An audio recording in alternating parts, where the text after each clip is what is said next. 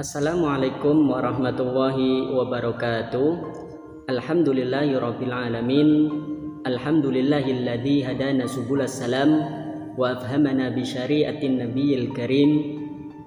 Asyhadu an la ilaha illallah wahdahu la syarikalah wa asyhadu anna Muhammadan abduhu wa rasuluhu sayyidul anbiya'i wa ummatuhu khairul umam. Alhamdulillah, bertemu lagi dengan saya di akun channel YouTube Restu Budiansyah Rizky, salah satu channel yang membahas tentang pembelajaran bahasa Arab, baik kaidah nahwu ataupun shorof. Alhamdulillah, pada pertemuan yang lalu kita telah membahas salah satu lini bahasan dalam bahasa Arab terkait kaidah nahwu, yaitu pembagian i'rab dalam ilmu nahwu, yang mana kita telah mengetahui bahwasannya i'rab itu ada 4. Yang pertama itu rofa, yang kedua nasab, yang ketiga jar, dan yang keempat adalah jazm. Dan alhamdulillah pada kesempatan hari ini kita masih diberikan oleh Allah Subhanahu wa taala kesehatan dan kesempatan untuk tetap melaksanakan pembelajaran bahasa Arab seperti biasanya, walaupun dalam pembelajaran kali ini kita menggunakan metode daring alias menggunakan internet. Akan tetapi semua itu tidak menyurutkan kita untuk tetap melakukan pembelajaran dengan baik. Baik, pada hari ini kita akan membahas satu lini bahasan dalam bahasa Arab, yaitu terkait bab al-mihnatu. Teman-teman ada yang tahu al-mihnatu itu artinya apa? Al-mihnatu dalam bahasa Indonesia itu biasa kita terjemahkan dengan istilah profesi. Kemudian subbab al-qawaid, kaidah dengan materi kana wa akhwatuha. Sebelum kita memulai pembelajaran kita pada pagi hari ini, alangkah baiknya kita memulai pembelajaran dengan bacaan suratil Fatihah ala hadi niyah wa ala kulli niyatin sholihah. Al-Fatihah.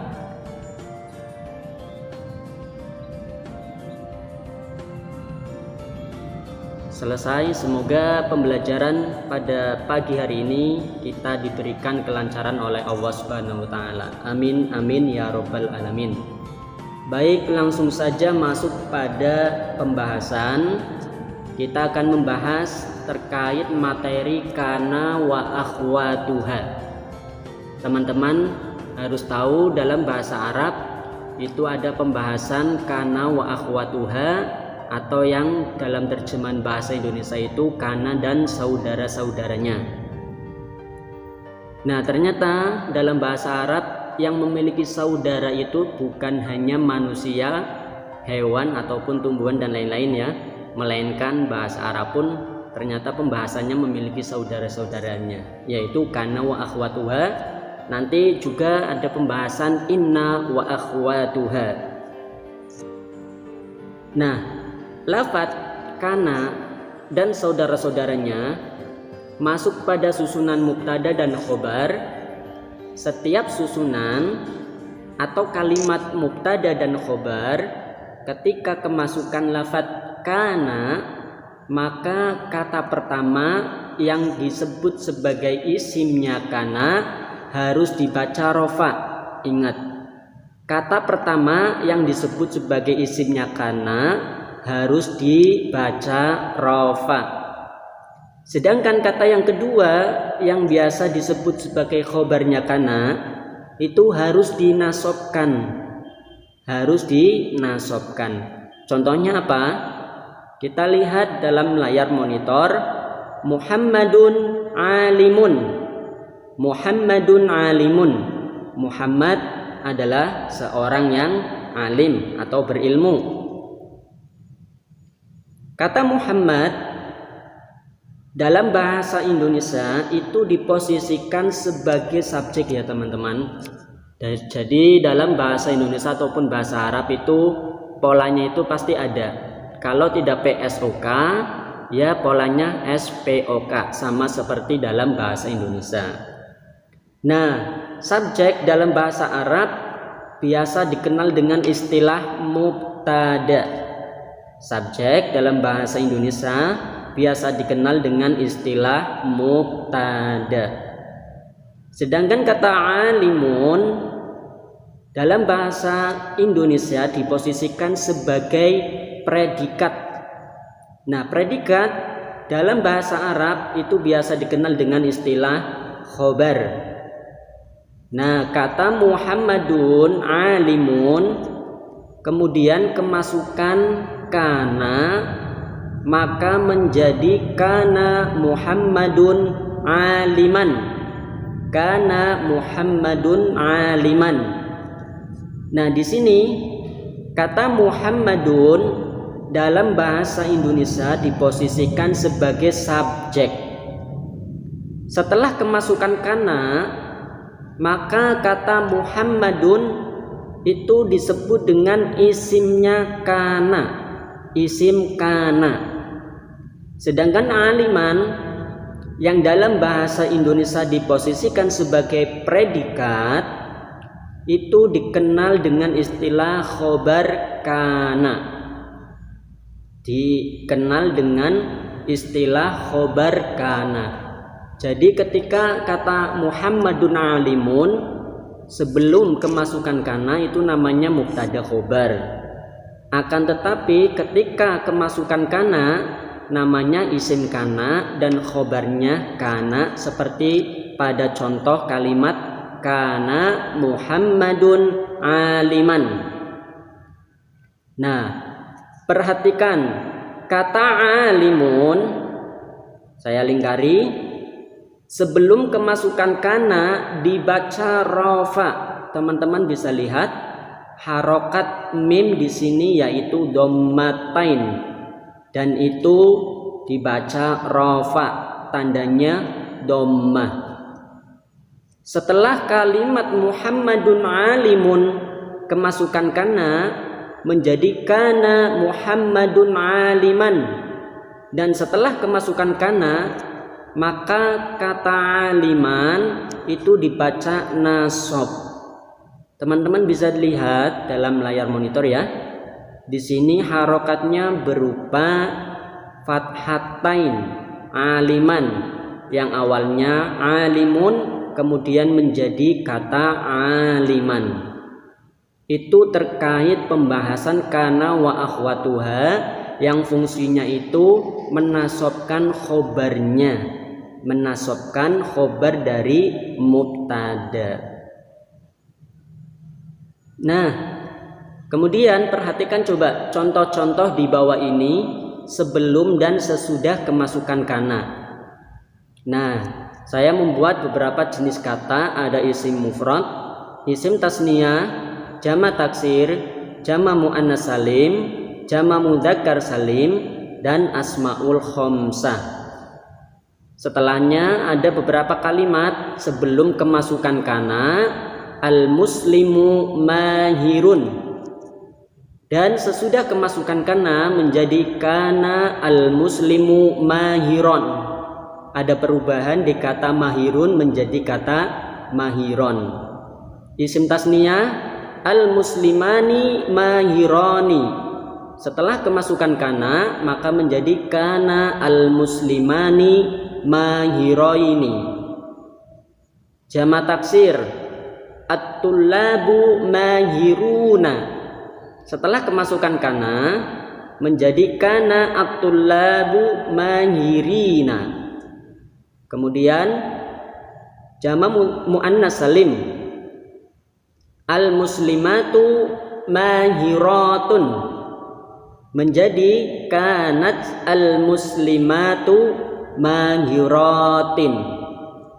Dan jamak mudzakkar salim seperti al-muslimuna mahiruna. Setelah kemasukan kana menjadi kana al-muslimuna mahirina. Dan terakhir yaitu asmaul khamsah. Contoh abuka mahirun menjadi kana abuka mahiron. Jadi ada perubahan di bagian khobar yang awalnya rofa menjadi nasab. Contoh-contoh di atas terlihat bahwa ada perubahan harokat atau huruf pada kata yang menjadi khobarnya kana. Nah ini yang saya tanda warna merah, itu perubahan-perubahannya. Nah arti kalimatnya ada orang muslim itu pandai, dua orang muslim itu pandai, murid-murid itu pandai, orang-orang muslimat itu pandai, orang-orang muslim itu pandai, dan terakhir ayahmu pandai. Demikian contoh-contoh dari beberapa jenis kata dalam bahasa Arab, termasuk dalam pembahasan kana wa akhwatuha, sebelum kemasukan kana dan sesudah kemasukan kana. Seperti itu ya teman-teman. Nah setelah kita membahas bagaimana perubahan-perubahan dalam kana, maka yang selanjutnya yaitu saudara-saudaranya kana. Jadi kana itu tidak hanya sendirian ya, melainkan memiliki beberapa kalimat atau kata yang lain yang fungsinya itu sama seperti kana, yaitu menasobkan khobar. Nah di antara saudara-saudara kana adalah asbaha yang menunjukkan di waktu pagi, adha di waktu duha, dolla di waktu siang, amsa di waktu sore, bata di waktu malam, soro menjadi, laisa tidaklah, atau tidak, atau bukan, atau penafian. Teman-teman penafian sudah tahu ya, meniadakan. Mazala tetap atau terus menerus atau masih. Mabariha tetap terus menerus atau masih. Manfakka tetap terus menerus atau masih. Mafati'a tetap atau terus menerus atau masih. Dan terakhir yaitu madama yang artinya selagi atau selama atau mumpung. Nah sederet kata-kata tersebut merupakan saudara-saudaranya kana, yang mana fungsinya sama dengan kana itu sendiri, yaitu menasobkan khobar. Nah setelah kita mengetahui sederet atau bagian-bagian saudara-saudaranya kana yang ada dalam pembahasan asbaha, adha, dolla, bata, soro, amsa, mafati'a, mabariha, dan lain sebagainya, maka selanjutnya yaitu penggunaan saudara-saudaranya kana. Bagaimana sih kira-kira penggunaan saudaranya kana? Nah yang pertama itu menunjukkan arti waktu. Jadi ada beberapa deret kata-kata yang sama dengan kana menunjukkan arti waktu. Di antaranya asbaha yang menunjukkan waktu pagi. Contohnya apa? Asbaha al-mudarrisu nasyiton. Seorang guru rajin sekali ketika di kala pagi hari. Ya memang benar ya. Karena di pagi hari itu spirit kita itu masih full, masih semangat, tidak loyo seperti itu. Beda nanti kalau sudah siang ataupun sore hari. Nah, adha menunjukkan waktu duha. Contohnya apa?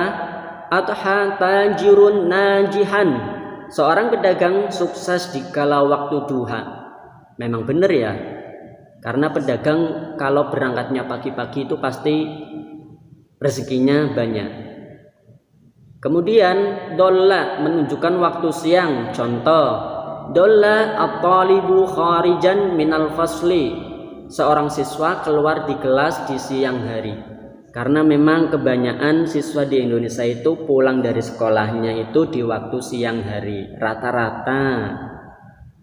Kemudian ada amsa menunjukkan waktu sore. Contohnya apa? Amsa al-mudarrisu aidan min amalihi. Seorang guru kembali dari pekerjaannya di kala sore hari. Karena memang guru biasanya itu kalau pulang dari mengajar itu di waktu sore hari sekitar jam 3 seperti itu. Bata menunjukkan waktu malam. Bata Muhammadun naiman. Muhammad tidur di kala malam hari. Ya, karena manusia tidurnya di malam hari. Beda dengan hewan ataupun yang lain. Ada yang tidurnya di waktu siang hari, ada yang tidur di waktu malam hari.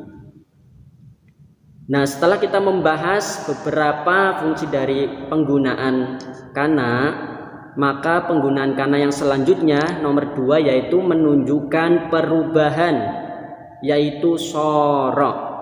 Contohnya apa? Soro at-talibu mujtahidan. Seorang murid menjadi bersungguh-sungguh. Nah, kata mujtahidun awalnya mujtahidun.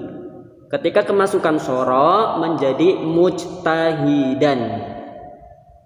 Yang ketiga menunjukkan penafian. Teman-teman tahu ya penafian. Penafian itu meniadakan sesuatu, yaitu kata laisa. Contohnya apa? Laisa an-najahu sahlan. Menjadi sukses tidaklah mudah. Benar juga ya. Karena sukses itu biasanya melewati beberapa rintangan, tidak instan begitu saja. Laisa an-najahu sahlan. Menjadi sukses tidaklah mudah. Nah, kata sahlan awalnya itu dibaca sahlun alias an-najahu sahlun. Karena kemasukan laisa maka menjadi laisa an-najahu sahlan. Kemudian yang nomor 4 menunjukkan sifat terus menerus seperti mazala, mabariha, manfakka, mafati'a. Contohnya apa? Mazala al-harisu wakifan. Seorang satpam masih berdiri dan terus menerus berdiri. Ya mungkin sih ya, karena kalau kita pergi ke bank atau kemana itu ketika melihat satpam pasti mereka lebih banyak berdirinya, walaupun ada yang sukanya duduk. Kemudian yang nomor 5 terakhir yaitu menunjukkan masa atau waktu ya. Seperti apa? Madama. Contohnya ta'allam madumta shogiron. Belajarlah selagi kamu masih kecil. Karena kalau kita belajar di waktu dewasa itu seperti mengukir di atas air.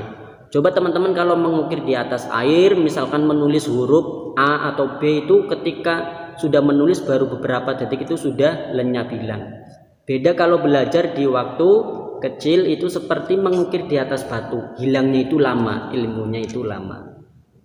Nah, sekian dari pembahasan terkait kana wa akhwatuha, yang mana kesimpulannya adalah kana merupakan salah satu pembahasan dalam bahasa Arab yang tugasnya itu menasobkan khobar.